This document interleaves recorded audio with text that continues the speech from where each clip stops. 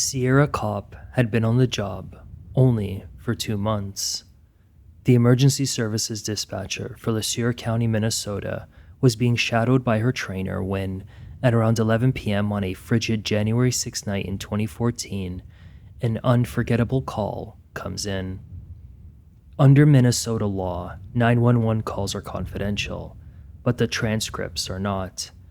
In it, an 18-year-old named Jonas Nelson asks the rookie dispatcher to contact the Montgomery Police Department because he wants to report a murder. Jonas is relaying in real time what he sees in the home. Between utterances of "oh God," he tells her his father, 47-year-old Richard Nelson, had been shot and that there were guts and whatever all over his head. Richard had been sleeping on his right side in the middle of the living room rug, his body covered by blankets and his head resting on a patterned throw pillow facing the television. Where he lay, in hindsight, put him in a vulnerable position because he was in front of the French patio door, whose bottom right window panel had what looked like a gunshot hole that created cracks in the other panels. Jonas tells the dispatcher that he didn't see any weapons around his father, but they have a gun cabinet on the first floor with high-powered rifles they use for deer hunting. He also tells her that he didn't see anyone outside, that the Nelsons don't get much company out in the middle of nowhere, and that it was just him and his father in the home. He tells the dispatcher that they don't need to send an ambulance because his father's head is a mess, and he tried checking for a pulse. But that wouldn't be for Jonas to decide. That was for Deputy Todd Lau, who when dispatched to the scene thought this was another self-inflicted death after having responded to such a case the day before. The deputy, who was the first at the scene, knew Richard was dead from just about the moment of visual contact. Skull fragments and brain matter covered the pillow and the floor.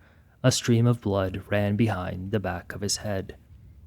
It looked like the shot could have come from the outside because, as the deputy would later testify, the hole in the glass pane on the French door was, from his experience, one definitely made by a gunshot. Jonas had by this point entered the front passenger seat of his father's work vehicle, a blue Ford F-150 pickup truck, when Deputy Scott O'Brien was directed to speak with the teen. You said you were upstairs when this happened? Yeah, I have a TV. Your bedroom's upstairs, I take it? Yeah, well, my bedroom's up on the second floor. I was watching a movie, and it was right after it was over, too. I was just gonna, go downstairs and, and get some water and, whatever before I go to sleep. And I knew he was gonna be sleeping, but I wasn't sure if he was gonna sleep in his own bed or not. Right after I put the movie away, and I heard the popping noise or whatever you call it, and I was like, that doesn't sound like a gunshot. I know he was in bed. Then I went downstairs. He was in bed when you went downstairs to get your... No, I said, wait, that sounded like a gunshot, but I know he wouldn't be up this late. So I went downstairs, and I'm like, he's on the floor. He was already... Richard's body was still warm and in a state of livor mortis, according to County Coroner Dr. John Berg, who arrived sometime later that night. The body was rolled over, but no weapons were found underneath him. The doctor, who doubled as a family physician in New Prague, took a large serving spoon from the kitchen and began dissecting material in the heavy pools of blood to see if there was a weapon underneath. But he couldn't find anything. In the roughly 50 gunshot deaths the doctor had seen in his career, only 5 were categorized as a homicide. This didn't look like an accident, and it couldn't have been self-inflicted. The case of Richard Nelson was, according to him, a homicide by long rifle.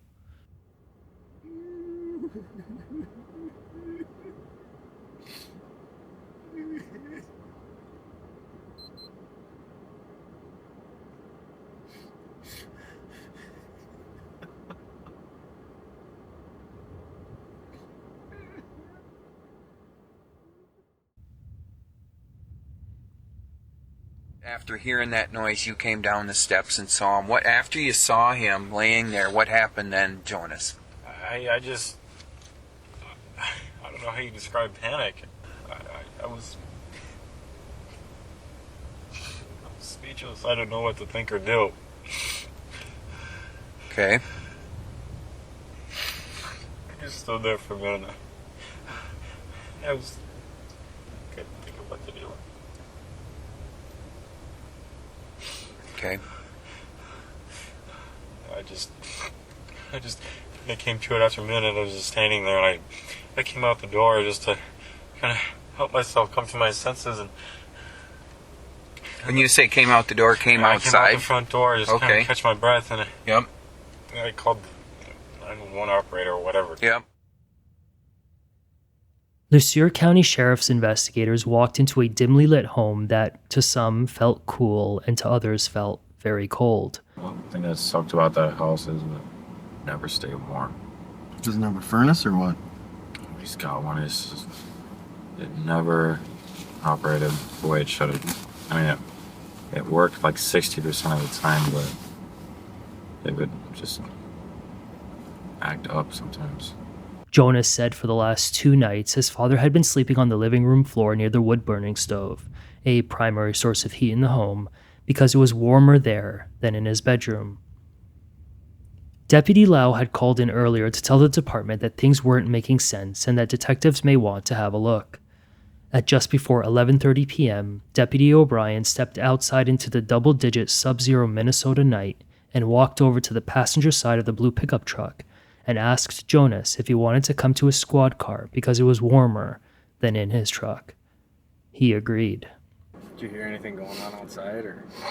No, it's just we don't get company that often. I was talking to the operator. She was asking me, people have been out here, and I said we don't get company that often. And I mean, When was the last time you see him, or tonight? Today, it was I don't know, probably a couple hours ago. The movie's A couple hours before this. a couple hours ago. We both had dinner, but we didn't have dinner at the same time. I had dinner at like 5:30 or something like that, and I kind of came down here and there before I actually put on the movie. I was listening to music and I was playing with cards. I was texting a friend, and then I went downstairs to get some water, and there was a movie that we both seen before. I just kind of sat there for a few minutes watching it. I was like, I've seen this before. We have it. So I grabbed some water and I went upstairs and put in the movie, and then I sat there I was shivering. I mean, it's cold upstairs. Right after the movie was over, I was putting the cover on. I was about to go down and get some water, and then I heard it. I'm like, what? That almost sounds like a gunshot. I'm like, it's too late. It can't be a gunshot. He's in bed. So I went down there and looked, and he was on the floor. Deputy Lau took note that the first-floor gun cabinet and ammunition drawer were closed. Inside was a box of Remington 300 Ultra Magnum ammo that looked like it had been opened up. Inside the cabinet were pellet and BB guns, as well as shotguns and rifles, including a .270 caliber that Richard bought Jonas for Christmas a month prior, and the most powerful rifle in the home, a stainless steel Remington 300 Ultra Mag bolt-action rifle with a scope that Jonas had used on a white-tailed deer that he registered in 2011. The photo of that hunt is featured prominently on the kitchen fridge and on his Facebook page. A search warrant for the home, vehicles, and Jonas was signed by a judge at 4:15 a.m. that morning, the 7th of January, to collect items for inspection. Meanwhile, after having a look inside the house, investigator Bruce Collins goes over to talk to Jonas to understand what happened earlier that day. Jonas tells him by the time he got up at 8:30 a.m. that morning, his dad had already gone to work as an inspector at a roofing company called Certainteed in Shakopee. Okay, so when you get up at about 8:30, are you home throughout the day alone?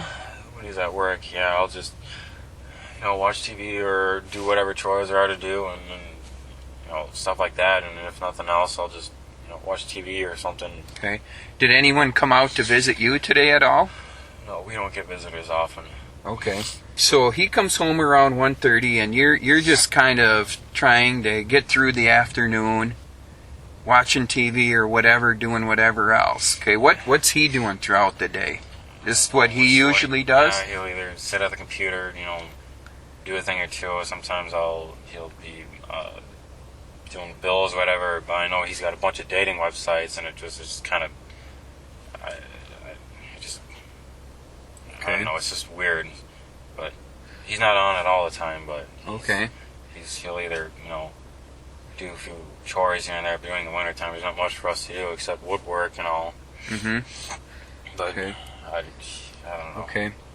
So the two of you are home alone throughout the afternoon. So after you had supper, you get some water and you go back upstairs to your room. Yeah, I was finished watching my movie.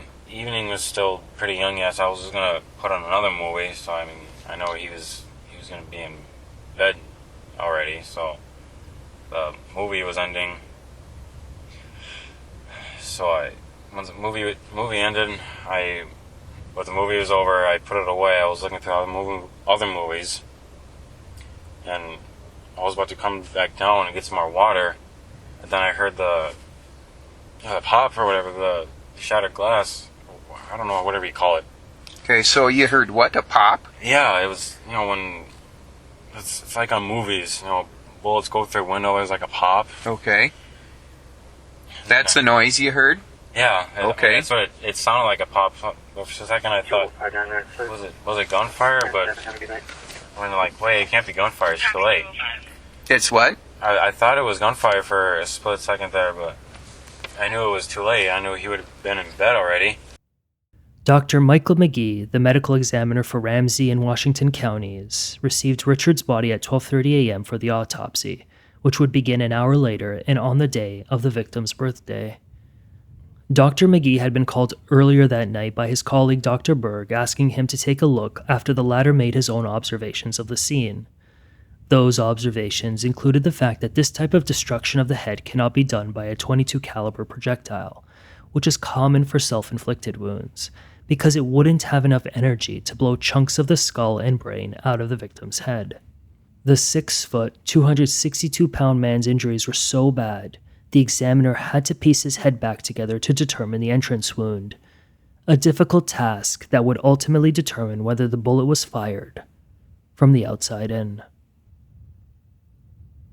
Has your dad been talking about any problems or issues or anything that's had him upset or depressed or anything like that? I know ever since my parents got divorced, he just the collection of alcohol just came out of nowhere. I mean, right after they had split up, and me and my brother, we just kind of stopped seeing him for a while. And then when I got in the habit of seeing him after the courts and all that crap, I got in the habit of seeing him, and all of a sudden I see this collection of wine and alcohol and that kind of stuff, just in that island counter and whatever. I'm like, but alcohol does not solve anything. After 15 years of marriage, Jonas's mother Christina took her 2 boys, including then 14-year-old Jonas, and left the home that was now a crime scene in August 2010. And it was for good this time. 5 years earlier, in 2005, Richard managed to reel Christina back after they became estranged for about 2 months, according to Jonas. My mom wanted to forget everything that had to do with him. I mean, he blames my mom for leaving him. From what my mom has told me, he abused her for years with his mouth. The divorce was finalized in March 2011. By then, she and her 2 boys were living at her parents' place in Prior Lake, where they stayed through the incident on the 6th of January. And it was there, on the morning of the 7th, when Christina was alerted to the Sueur County Sheriff's investigators at the door. The recorded conversation involved discussion of a minor, that is, her youngest son, so it was withheld from public access law. But again, the transcript, with redactions, is fair game. In it, Christina describes Richard as a very controlling, mean man. I hate this conversation because he was so manipulative and mean to me. He never physically hit me, but there was so much fear involved that he didn't need to, she said. Christina was introduced to Richard by his longtime best friend Howard Braith at the Friendship Church in Prior Lake in February 1995. By the time the couple got married at a ceremony in which Howard was the best man in August of that year, Christina was already 5 months pregnant with Jonas. The couple lived in a trailer park in Burnsville before moving 4 years later to the Montgomery farmhouse property that was now taped off. The relationship was tumultuous, to say the least. We had a baby and he had no job, an emotional Christina told investigators, adding the couple had money troubles. The farmhouse, she said, was previously owned by a friend of his, so he was able to get it for cheap. She said it was a dump when they got it, full of bugs and crickets. We couldn't afford anything, she said. Christina, who also went by Kristen, alleged that over the years, Richard handled all the finances, I was not allowed to look at them the first 9 years of our marriage, she said in court. I didn't really make decisions. I just mailed the checks kind of thing. I really didn't make any decisions for anything. We were always in the red. I called a credit counseling company to help us get out of debt. Christina claims the couple was so broke the home had received foreclosure warnings 3 or 4 times as he allegedly struggled to keep employment. She claimed the family was so destitute, she started to become jealous of her friends' relationships. After 13 years of marriage, she said she gave up on trying to make it work because Richard was allegedly isolating the family from social interactions outside of some outdoor activities. He hated being with people because he envied their situations, she alleged. The kids knew it. They hated being poor. They hated not being with people. They hated his anger, she added. And yet, at the same point, what made it difficult to leave, she continued, were the minutes of nice. When Richard and Christina were still married, Howard recalled the times the couples fished, camped, went to church, played sports at his house, and watched a lot of football together. Jonas and his father enjoyed times together target shooting at the farmhouse, or when they went out hunting by Hill City on state land, where they'd also get an RV and go camping. Similarly, the Nelson kids also appeared close. Howard recalls that they would play wrestle with each other on fishing and hunting trips. The family, from Howard's view, at least looked normal outside of the 4 walls of the Nelson home, a sentiment shared by many who took the witness stand in this case. In fact, Howard met Richard for lunch on the day he was killed and said he didn't get an inkling that anything was wrong. But Howard would convey something that did feel off to him. 4 days after his buddy's death on Friday, Christina came to his shop, the Braith Auto Repair, with her younger son, a cop from Candiota County, and a pastor. Howard was being asked to go to Richard's house because she wanted to go get her younger son's stuff, and she didn't want to go inside. I was reluctant to even go because it kind of seemed weird and out of place, Howard said, adding there wasn't a lot of conversation except for mentions of Richard's will. They eventually went through the home and retrieved bags for the Nelson child, but Howard said he wasn't snooping around for a will. Jonas would tell investigators in a later interview that he saw and printed a copy of his father's will on the only computer in the house, which the teen used to communicate with his friends over Facebook. Jonas said he didn't know why he printed a copy, beside holding it for safekeeping in case something happened to the computer. He said he printed it before his father was killed. The will contained information about who would be the custodians of the children, who would take possession of his prized rifles, and mentioned his social security, savings, stocks and bonds, and his life insurance, but not the value of those assets. The computer also contained Richard's pay stubs with deductions from his income going toward that life insurance. All in, the total payout through Richard's employer in the event of his death was some $842,000.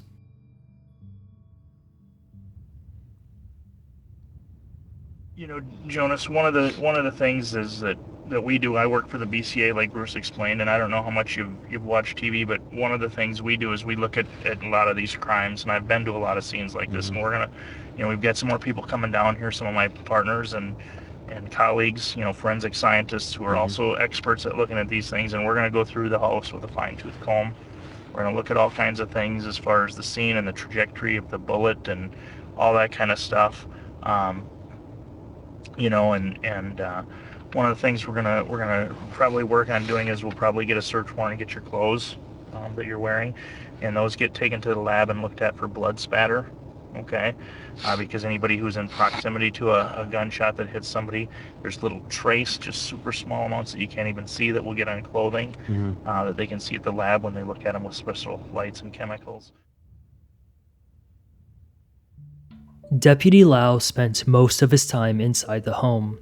He had observed where the blood spatter, brain, and skull pieces were located and then thought to himself, if Mr. Nelson would have been shot from the glass in, the skull and the brain matter and all that stuff would be behind the body and not in front of the body, he said in court.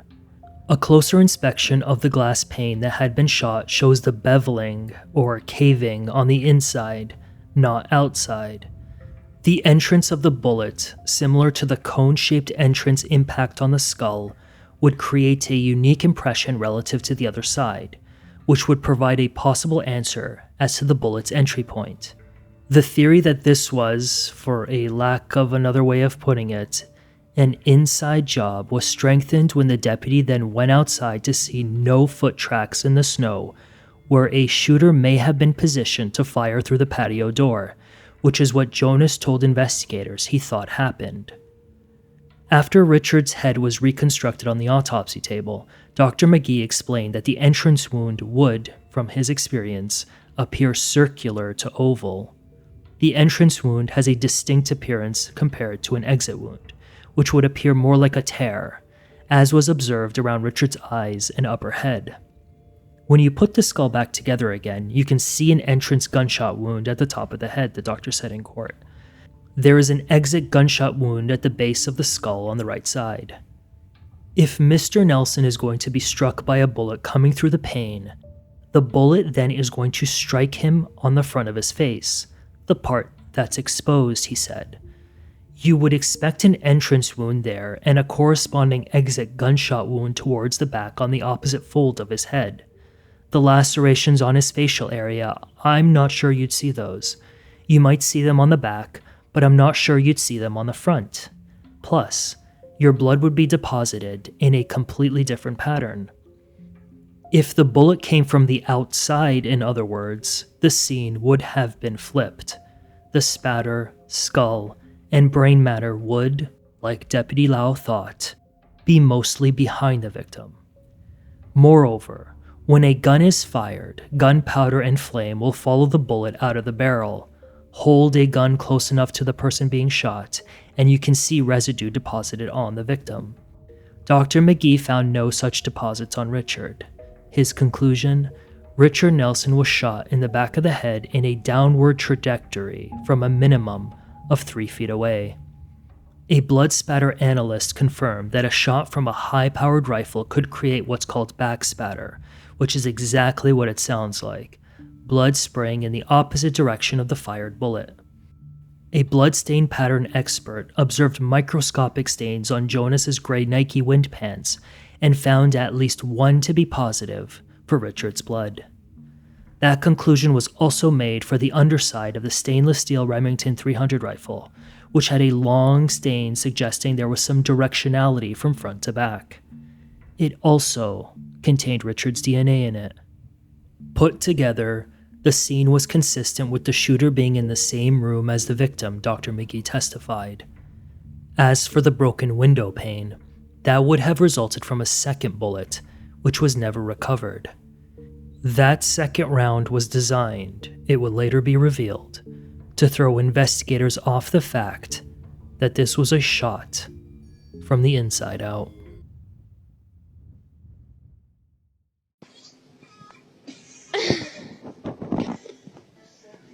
Go. Burpee contest. He grew up a Catholic. He has a very messed up, weird family tree. And he never really had a dad growing up, so I kind of pitied him for, the times that he would get upset at me because, deep inside him, he may not know what he's doing. Mm-hmm. He might just be doing what comes to mind. But this last month, he and I have been it's been kind of rough. Detectives Bruce Collins and Mike Anderson were waiting outside of Tracy Adamic's garage to deliver the bad news. It was the morning of the 7th when out stepped Richard's sister, who was on her way to work. Tracy remembered Richard, the oldest of the siblings, as a lover of snowmobiling and hunting. Before they both had kids with their respective spouses, she said they would get together on holidays and go up to hunt in the northern part of the state, where their dad's side of the family lived. The man, who also went by Rick, went to New Prague Public Schools and then Hennepin Technical College. He was known for his bear hugs, barbecue feasts, and randomly showing up to his sister Tina's place to give her homemade jellies. He was the leader of the siblings and was called a super uncle to their children, according to testimony. When Tracy divorced from what she said was an abusive ex roughly 13 years prior, she went to live for a couple of months at the Nelson farmhouse when they were still a single-family unit. Tracy recalls her subsequent times there as very calm, quiet, and relaxed, with no sign that anything was out of the ordinary. After Richard's divorce, Tracy said she would only ever see him and just one of the two Nelson boys at a time, mainly Jonas, at family reunions and holidays. She recalled Jonas as a real quiet kid who did more observing of others, a sort of fly on the wall who took it all in. Howard described the teen on camping trips, at church, and at New Year's Eve parties as a little set back, more sheltered. Howard's son told him of a time he woke up to Jonas standing in the doorway, staring at him. I said, "That's just abnormal behavior," Howard said. "You wouldn't expect that out of someone at that age." Christina's father said in court that he viewed Jonas as a little bit socially behind. It's hard to explain. It's hard to understand. He just didn't seem to understand a lot of the social things, interactions, and whatnot. Tracy said she spoke with Richard about Jonas's social awkwardness and discussed the possibility that it had something to do with him being homeschooled. He would say things that people would not necessarily find socially acceptable to say, and it made us uncomfortable, Tracy recalled of Jonas, who was schooled that way since he was 5 years old. "I'm a Muslim."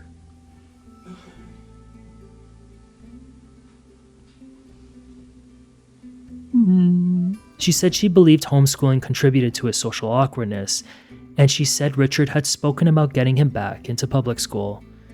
"We tried different things each year," Christina said. "The year we left, August, I believe we continued on with the homeschooling. I got them more involved, and my mom is a retired teacher, so she helped as well. And then the following year, I put them both in charter schools." What year was that? 2011, I think. I went to a charter school for a couple months in Eden Prairie called Eagle Ridge Academy. It was a stupid school. There's lesbians and half the people there just the way they behave around each other make you think that they're all gay. I knew there was a few lesbians running around. The teachers were ridiculous. They would pile on all this homework. They would make you wear those ridiculous uniforms, which I hated. It was stupid. I was doing geometry. That was 2 years ago. Geometry is Not your thing? I used to love algebra. I did pre-algebra and algebra 1. That was kind of fun. His public schooling didn't last long. Christina said he quit before Christmas and went back to homeschooling. Around the end of 2013, his attitude toward academics was that he didn't like it very much. "I think he liked the hanging out with the kids," his mother said. Jonas was scheduled to graduate in the fall of 2013, but he said he failed an important test that put him back another semester. I had a feeling I was going to fail, but the thought didn't come to my mind that I didn't prep for it. I'm like, okay. I needed a score of 50 and I got a 32. So I met up with the homeschool counselor again. I am taking a math class as well. It's at a Baptist church in Burnsville, just off of 42, in the kind of down in that busy area further down. If I had passed the ACT test, I could be done with high school. She could have printed off my diploma and I would have been done with it. But since I failed it, she said to continue the next semester, which starts on the 20th of this month. Jonas was born normal. At the age of 4, his parents put him in wrestling, but Christina alleged Richard yanked him from that because his dad thought he goofed off too much. They put him in baseball in New Prague in the following summer, which Jonas loved, but Christina similarly claimed he was pulled by his dad for goofing off. His idea of it was that he was being too social, Christina said in court. He was just like any other kids. I don't know what he meant by it, except that he just didn't think he took it seriously enough. We did sign him up again, and he explained to Jonas it was because if he really liked baseball so much, he would be practicing in the off seasons. He would be playing, he would be throwing the ball around. And because Jonas wasn't working, he didn't sign him up again. Jonas, according to Christina, was great in social situations. I mean, everybody liked him. He was good at talking with kids. He was good in talking with adults. He was a very pleasant guy. But that was almost the full extent of his extracurricular life.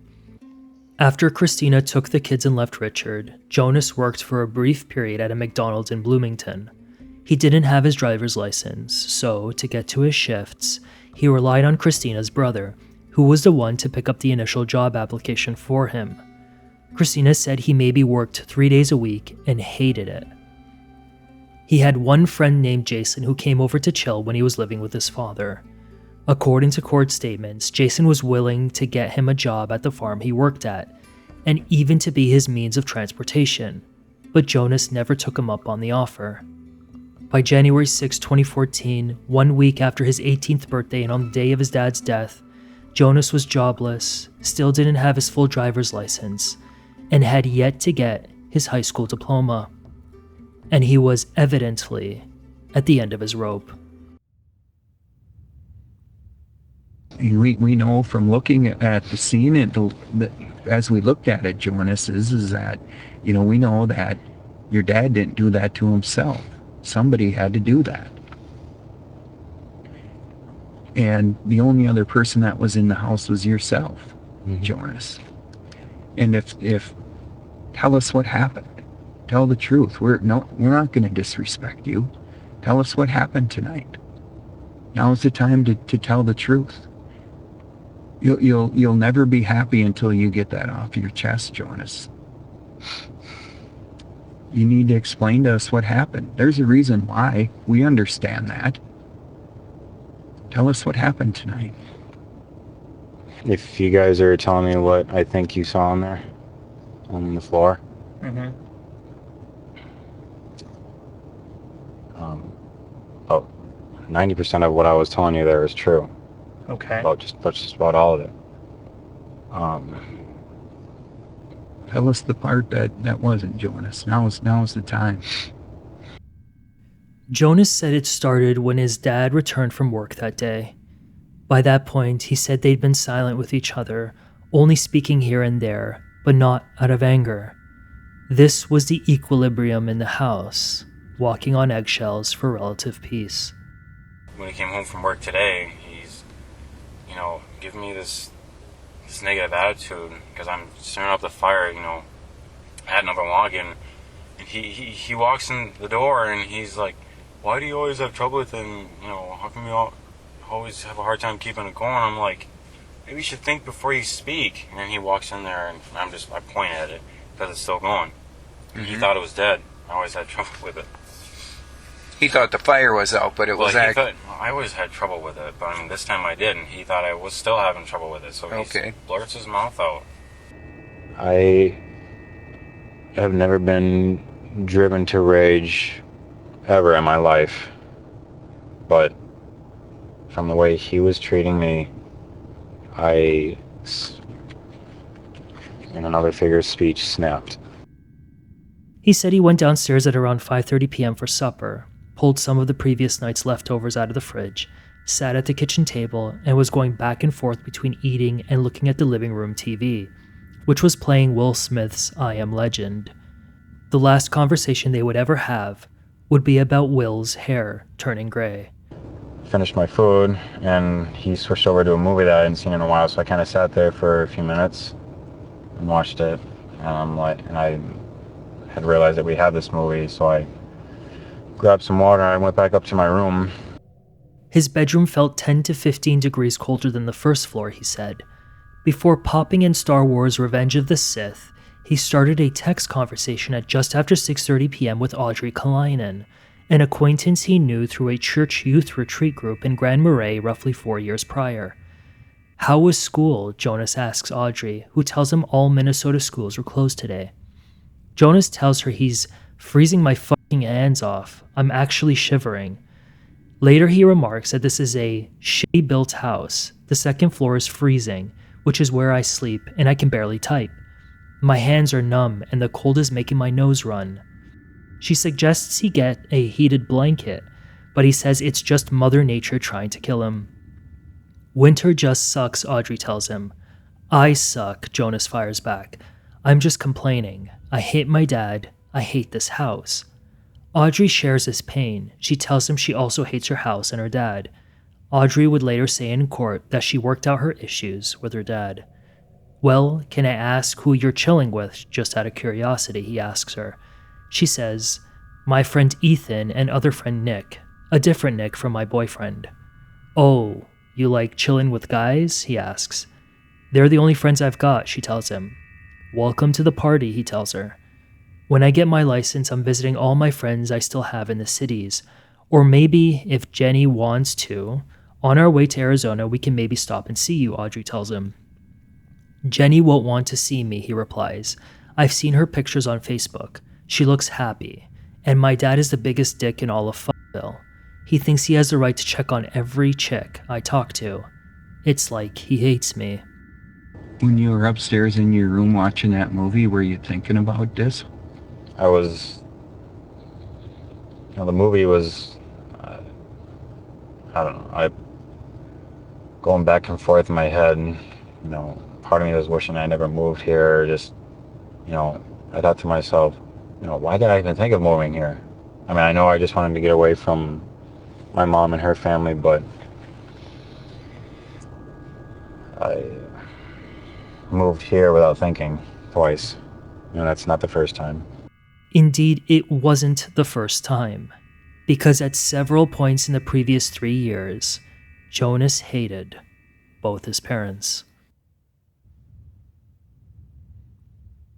Didn't leave on good terms in August when you came here, I take it? No, I came here for the second time because she cussed me out, which she never does. And we were just arguing about something stupid. And she was just yelling at me because I wouldn't get off the computer. When she said to, I'm like, somebody just messaged me last minute. I can only type so fast, and she was just... So you left the house? Had to be a little more than that. Well, I'm sure. I was trying to tell her I was about to shut it down until a friend from her church that she goes to asked me if I wanted to go boating with her family the next day. But right after I got the message, my mom told me to shut it down and all. I'm like, can it wait like 10 more minutes? And she's like, no, you need to shut it off. I'm like, well, these people are asking me to go boating tomorrow. She's like, and she was okay with me going out and all. And she was totally fine with it. But the thing was, parents tell you. He was upset with her, recalled Richard's best friend Howard, who acted as a surrogate parent and had spent a handful of days with Jonas that August 2013 after the teen left the Prior Lake home, and while Richard was out of town. I was encouraging him to call his mother, Howard said in court. I asked if his dad had ever made him feel that way, and he said no. He just mentioned that she talked harsh. This was only the very last time he left his mom. At around 11 p.m. one night in 2011, Tracy got a call from her son, who told her Jonas was at their house. I remember just asking what happened, Tracy said in court. And then I just said that I had to call Rick and let him know that he was at our house, because it sounded like he had been gone for a few hours, and I assumed they would be looking for him. On the phone with Jonas, Tracy recalls him telling her that he just had to get away from his mother's parents' house in Prior Lake. Richard called me from out of state, he couldn't be home, and asked if I would go pick up Jonas from Montgomery, recalled Howard, who picked up the teen from Tracy's home. On the way back to Howard's place, they called Christina, who by then had already called the police. She told Howard to bring the teen back to Prior Lake, and so that's what he did. The next year, Jonas again left his grandparents' place to live with his dad in the spring of 2012. That stay lasted until November of that year, after an incident that almost resulted in gunfire. Jonas alleges they were hunting squirrels when one of them got away. His dad allegedly instructed him to shoot it, but he couldn't get a clean shot at the animal. Jonas gave up the chase and the two engaged in a shouting match, which resulted in Richard allegedly charging him. He marched towards me. I just stood there. I watched him come towards me, but I also noticed I had the gun in my hands and I was super ticked at him for yelling at me, and he keeps telling me it was just a squirrel, so what? But he was mad at me because I didn't shoot it like he would have done it. But then I yelled back and he marched towards me and had the gun in my hand, and part of me just wanted to swing up and shoot, but at that time I was actually able to fight it, and I just stood there, and he, at the same time, grabbed it from me and shoved me to the ground. Okay. Part of me wished I had pointed it to him just so he didn't do anything stupid, but that just would have increased his negativity. Jonas later asked his mother, who said she missed him greatly, if he could come back to live with her. But it wouldn't get better. In the 2 months leading up to his final escape in August 2013, his mother had accused him of not respecting boundaries with his brother, who testified in front of a grand jury that Jonas and his mom argued once every 2 to 3 days. On the night that he left in August, Christina said she remembers Jonas stealing a SIM card from his little brother, who confronted him about it. But that was only the tip of the iceberg, according to her. He had been disrespectful toward her parents, and his brother, she alleged. She alleged in court that Jonas had been stealing from her parents and hitting and stealing from his brother and entered his room when he wasn't supposed to. Christina alleged in her interview with detectives that he was taking his anger with his parents out on his brother. I couldn't trust him to do what we asked him to do. Asked him not to. Don't hit your brother. Asked him not to steal from him, and it continued to happen, Christina said in court, claiming he had previously stolen money from people on multiple occasions. He was grumpy at times, and he didn't like what I would tell him to do. He didn't like what his dad would tell him to do, Christina said. I had been telling him for the past couple of months of that time that if he continued to choose to do what he was doing, he was choosing to live with his dad. Christina said she and the kids tried counseling for 5 months at a place called Family Innovations in Eden Prairie, but Jonas wasn't taking it seriously. Christina said he joked and downplayed the severity of his treatment of his brother. So how long have you been thinking about that? About, I mean, were you thinking about tonight while you were upstairs watching the movie? Were you thinking about killing your dad? yes, the thought was going through my head, but I wasn't like, I don't know how you want to put it, but Were you thinking about how you would do that? yeah, that was a part of it, yes. Okay. As you thought about how you would do that, did you think that you would shoot him? That was the only idea I could come up with. So I was in a relationship with Jonas Nelson on and off for probably the last 6 months before August. So we had been together for a couple months while he was in Prologue with his mother. That's Andrea Foote, who was visited by Deputy Lau at just before 10 p.m. on the 7th of January. Andrea first met Jonas in person at a Spring Pops concert at the Montgomery Lonsdale School in 2012, but later lost contact. She said Jonas later found her on Facebook and the two started an online relationship starting in January 2013. The relationship was solely online until a month or two later when he broke up with her. The two reconnected again around mid-June 2013 when Jonas reached out on Facebook again.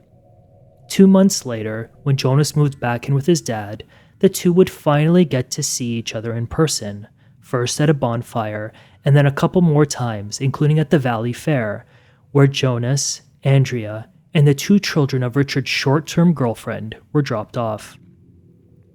Sometime before this, Richard had been surfing the dating website Plenty of Fish for company.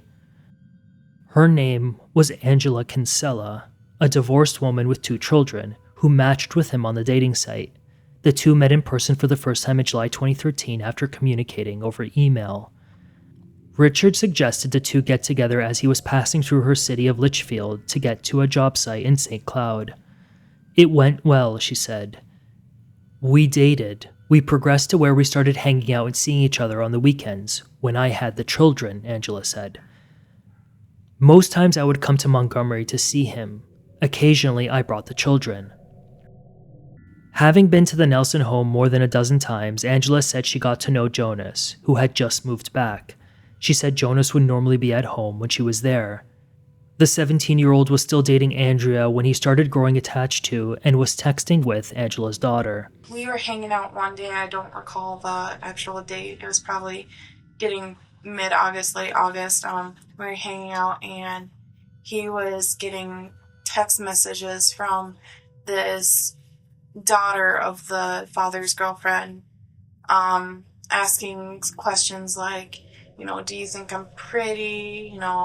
I wish you didn't have a girlfriend, that kind of thing. And when I had questioned him about it, he kind of, shrugged it off his shoulder like, I don't know.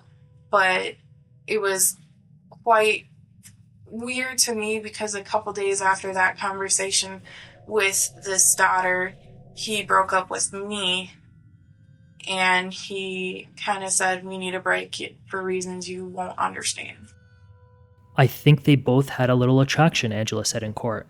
While these were mutual feelings, at least from Angela's perspective, she added that my daughter kind of pulled back and wasn't comfortable, didn't have the same feelings, and so I would say it ended with Jonas having a little stronger feeling than she did. And it's a good thing it turned out that way, at least according to Richard and the law. That's because Angela's daughter was only 14 at the time. He was being very cautious, didn't want anything to happen, any sexual attraction of any sort, recalled Angela of Richard, who spoke with her about his concern. He's like, it's my responsibility to know who you talk to now. And he was holding this grudge on me for, I don't know how long ago we had a conversation about this chick I was talking to. And he keeps bugging me about that I was talking to her. I wouldn't tell him. I'm like, you're acting like my probation officer, and he's talking to me, oh, it's my responsibility, yada, yada, yada. Did he ever say anything to you about his relationship with his father or mother? Or? From what I saw with the father and the son face to face, they seemed like they got along well. But, I know his father was a little strict on him, and I know Jonas he liked to kind of rebel, I guess you would say.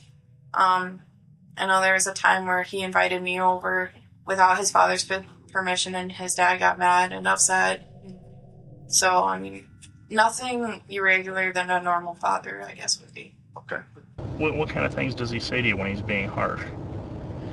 Well, when I started out with this whole, me talking to certain people, not telling him about it, his only assumption was, or what he thought he knew it was, that he said, I'll bet I know why you're not telling me, because it's some 15-year-old girl. And in my head, I'm like,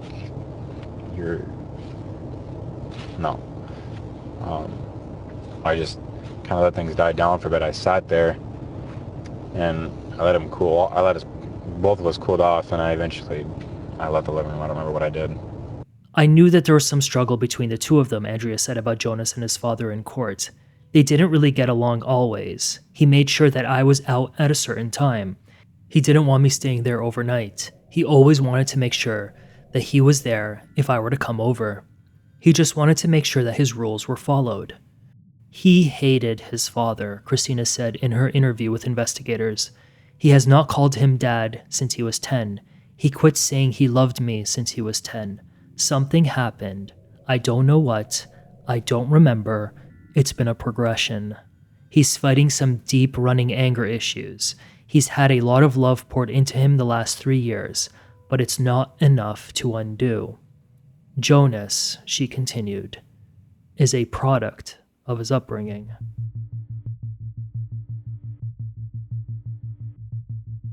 The movie ended. I put it away. And then I decided to go downstairs to get some more water, run in the bathroom before I were to come up and probably put in another movie. But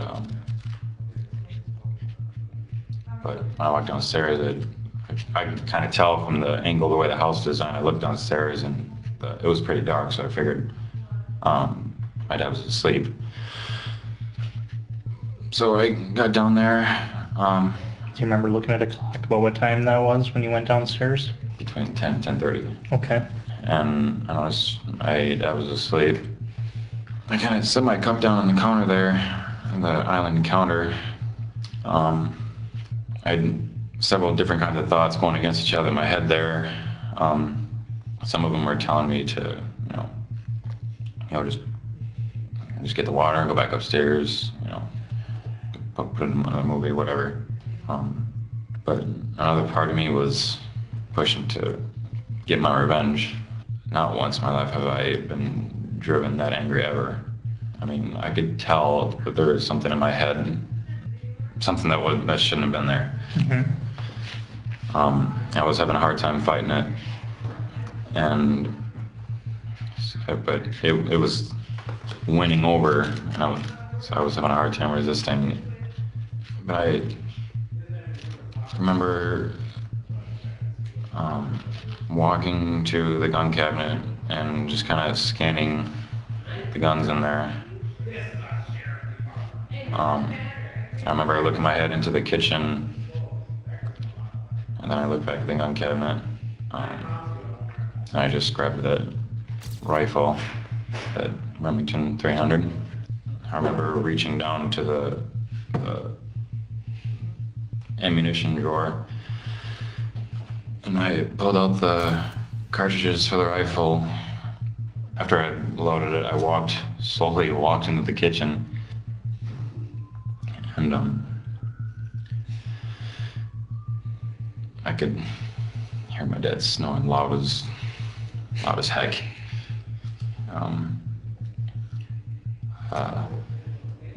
But I do remember things he said to me running through my head, and some pretty harsh things that he had said to me. Okay. Like what kind of things do you remember?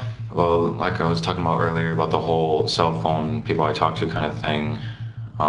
He called me an idiot and kept saying I was the immature one for, just not going with what he was saying. Mm-hmm. But I still remember the night he was yelling at me about it, and I just sat there. I'm like, fighting back isn't going to do anything, so I just sat there and silently let him run his mouth.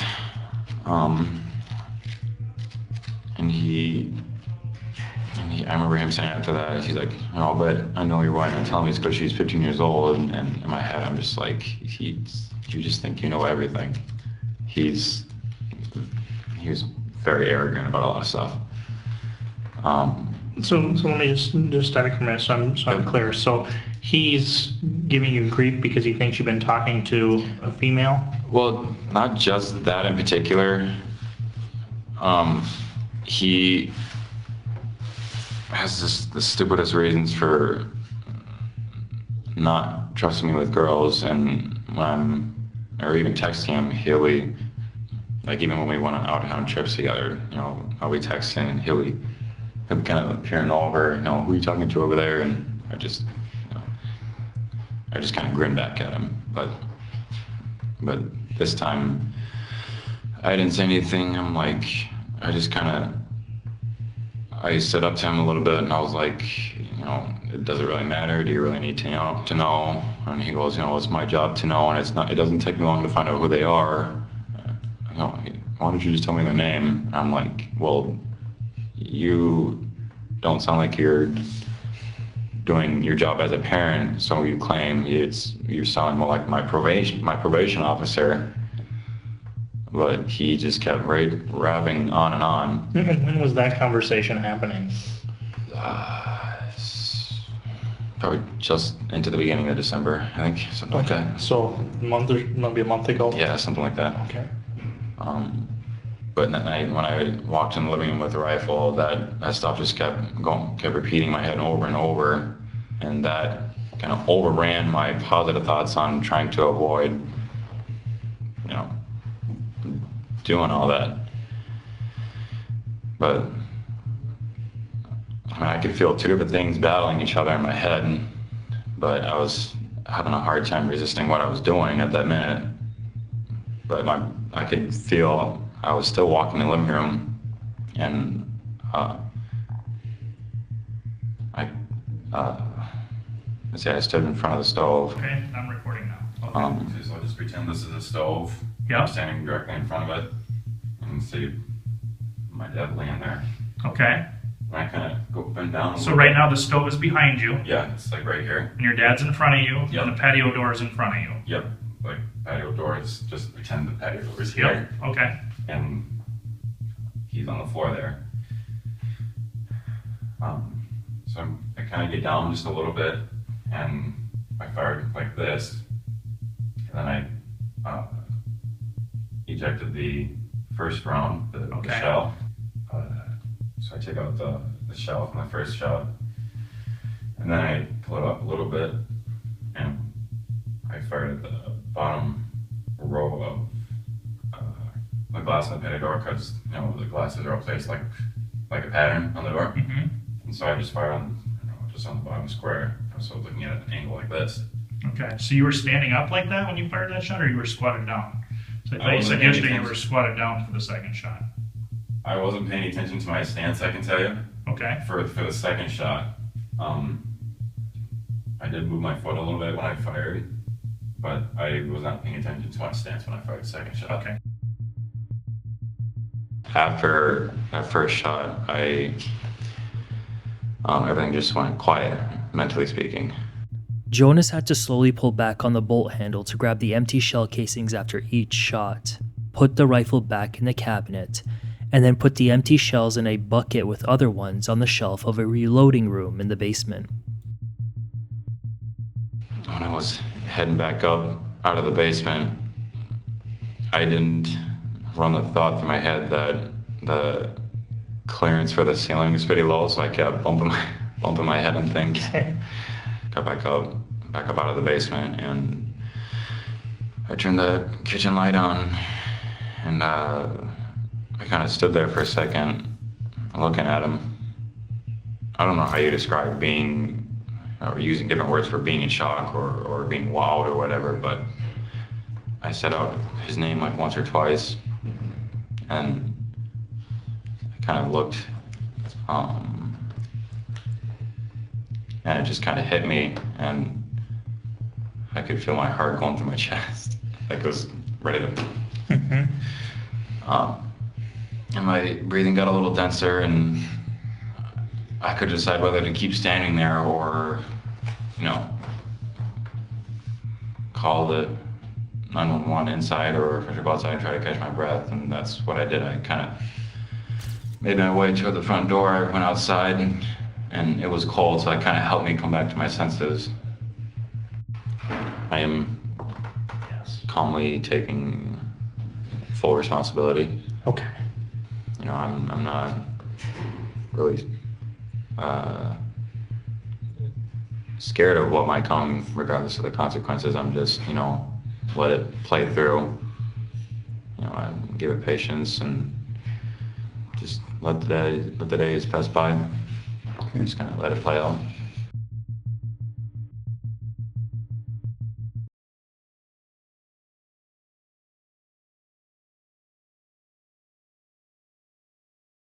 I don't have any other questions, Mike. I don't know that I do either, I guess, right now, Jonas. And is there anything on the record that you want to tell us, that you want on the record, that you want us to know, that you want the prosecuting attorney to know, that you want the judge to know, like I say, about this incident? Right. Like I say, I didn't ever really think of this or plan this ahead of time long before. It just the thought just kind of came to me, and it was like a racetrack. It just kept going, kept going through back, kept going around, and it just, it was like a balloon. It just kept, expanding and whatnot. Like I say, that was probably the only thing in my life I've been driven to do something that big. Mm-hmm. But I think that pretty much covers it. And that was pretty much the extent of Jonas's defense at trial. In his legal team's 3-paragraph opening statement and a very short closing argument, Jonas argued that the murder of his father was not premeditated. He just burst in that moment like the balloon he spoke about. He had a conflicted state of mind, his team argued, as he battled the thoughts every step of the way. State lawyers, on the other hand, tried but failed to introduce evidence that they wanted to use to prove their theory that there was a financial motive for the crime. They attempted to show that Jonas had seen the life insurance policy because he had access to Richard's computer, the only one in the home, which he used to chat with friends. But the court found the connection tenuous. The judge ruled that this access to his father's computer and him admitting that he printed out the will does not necessarily mean that he saw the life insurance payout. Still, the state had plenty of arrows to pull from its quiver to prove its case. Jonas, it argued, lacked the drive to do the three things his parents so desperately wanted out of him: to get his driver's license, which would allow him to drive to a job they hoped he would get, and to get his high school diploma. Richard's short-term girlfriend Angela said Richard was very adamant about him getting that driver's license and job. "I think Rick wanted it one way and Jonas wanted to get there, but not maybe the way Rick wanted him to," she said in court, adding he made a number of comments about Jonas's alleged lack of motivation. He would become upset, she said of Richard. But Jonas was, according to her, more laid back about it, as in, yes, I will accomplish that, but his dad was wanting him to do it, and do it now. If the Bible can be used ironically, for all his anger toward his father's faith, the government painted a picture of Jonas as a bit of a sloth. "I think he was just a dad that wanted his son to be successful," Howard said. "So if you say critical in the means of, I want him to get off the couch, I want him to get his education, I want him to move on in life, if that's called critical, that would be the extent of it. If it wasn't financial, then the motive can be found plainly in his documented hatred of his father," the state conveyed. And the proof of premeditation was overwhelming. It certainly didn't help his defense team that Jonas was strung along by investigators to show just that. The teen spoke of getting his revenge and how he almost killed his father when the thought came to him during the squirrel incident the year before. Part of me just wanted to swing up and shoot. He had to take a minimum of 54 steps from his second-floor bedroom to 3 feet from his father, each step counting for a moment to rethink what he was about to do. Jonas, in fact, said he made a detour to the kitchen as he contemplated getting water, which would have added 21 steps for a total of 75 to think about it. He had to manually and quietly load and then eject each round, ensuring that he didn't lose the shell casings for later disposal. And then, of course, he fired a round through the patio door to make it look like it was a shot from someone else on the outside. Jonas didn't have to do it, the state argued. Yes, he didn't have a car or a driver's license, but he had access to Howard and Christina's father, both of whom said they would have picked him up from his father's place in a hypothetical situation where he called, instead of firing a round into his dad's head out of anger. Did you feel any sense of relief after you had done it and you seen that your dad was dead? Somewhat relieved that I wouldn't have to deal with him anymore. A jury found Jonas guilty of first and second-degree murder, and second-degree murder while committing a felony. I have no profound comments to make in regards to this situation or the sentence to be imposed, the judge said to Jonas at sentencing.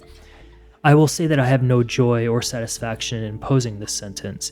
In my many years as a judge, I have never before sent a person as young as you to prison for so long, but the sentence imposed by this court is required by law. It may be considered harsh, but it is mandated by our laws, and therefore, we should all consider the sentence to be just. Why you would commit such an awful and horrendous act to your father and his family is frankly beyond my understanding. Jonas Nelson was sentenced in August 2015 to life without the possibility of parole. He refused to give a public statement. This murder has brought on the feelings of loss, heartache, and great sadness, said Richard's brother Dicker Mullen in a victim impact statement. I want to start by saying I love Jonas as a nephew. Jonas has spent time with us and with our son, who is about the same age as Jonas. What he has done has been out of pure selfishness. His act only solved his so-called problem, while creating a lifelong impact greater than one ever expected, not only for the family, but for the friends, community members, and the members of their church. His penalty is prison time, which doesn't change the impact of what has happened. I have a son. I fear every day that someone I love, raised and taught to be a young man, could make such a drastic decision. My son has been in counseling due to the impact that he has had to lose an uncle and his cousin that he calls a friend. We love Jonas. There are kids that are abused every day in this country, but that would never even justify taking a life. However, that is not what happened here. Richard loved his kids. He only wanted the best for them. What is Rick's crime here? What could Rick have done in the world that he would deserve the ultimate price, his life? The answer is he only wanted to raise his kids to be great members of society, and he did not deserve what happened. This act was purely selfish. Richard's sister, Becky Rowe, recalls him coming to her house to cry when Christina left for good. She said it was the first time she had seen him needing her, rather than the other way around. She said he had apologized for any wrongdoing he had done to her, to which she said he was wrong, and that he was the best big brother she could have asked for. Richard's other sister, Tina Greff LeSueur, added the following: "Every day, I wake up each family member. Unfortunately, I am now apprehensive as I go about this routine. As I enter each bedroom to wake them, I silently pray that each person is alive. It is not normal to think this way, but it has become my life. I worry every day about death. Losing Richard, our gentle giant, has destroyed many fun aspects of our lives, replaced instead by heartache and tears." As for those homemade jellies, Tina said she named a cupboard after Richard to store them. She said it has remained untouched following his death. "I can never replace them after we eat them."